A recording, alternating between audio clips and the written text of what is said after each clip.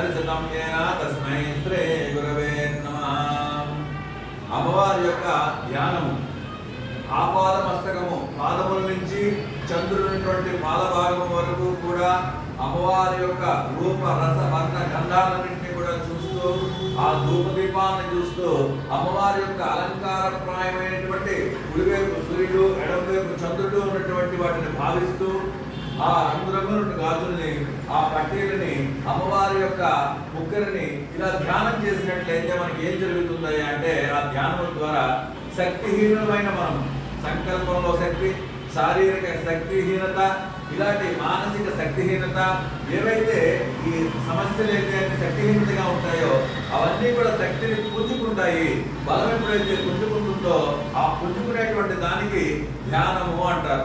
ఆ ధ్యానాన్ని చేసినట్లయితే మనలో ఏ ఏ శక్తులు అయితే లోపించున్నాయో ఆ శక్తుల్ని పుంజుకోవడమే అమ్మవారి యొక్క ధ్యానం యొక్క స్థితి. జయ బాల.